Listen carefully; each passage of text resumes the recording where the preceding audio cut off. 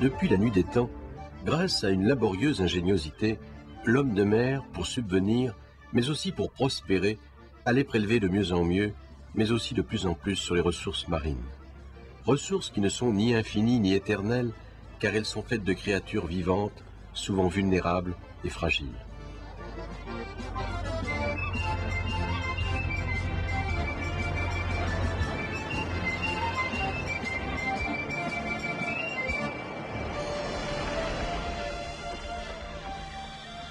Parmi les crustacés, il en est un que nous croyons connaître et qui suscite un attrait irrésistible.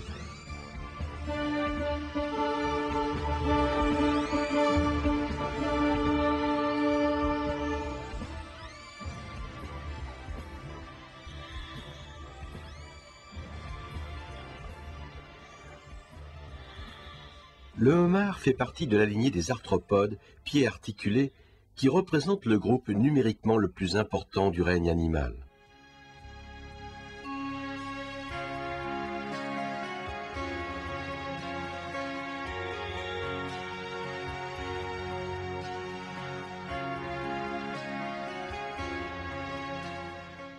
Il existe de par le monde 3 espèces du genre homard.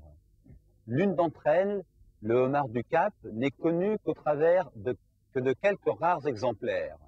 Les 2 autres espèces, le homard canadien et le homard européen, font l'objet d'une exploitation commerciale et sont bien connus des consommateurs.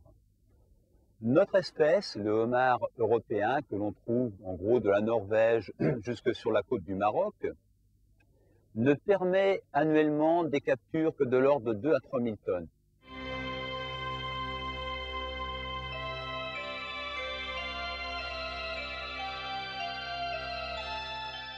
Le homard est un grand plat, c'est un grand produit.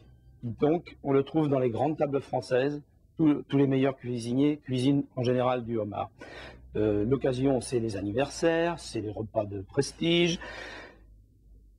On trouve toujours du homard dans ces menus-là. Depuis combien de temps, c'est difficile à dire, mais si on regarde les menus de cuisine ancienne, on ne trouve pas du homard. On trouve du homard dès l'instant où les transports se sont améliorés, parce que c'est un produit que l'on est obligé de travailler vivant. Donc le homard, on peut dire que c'est un grand plat de cuisine moderne. Pour des raisons économiques d'abord, c'est mieux de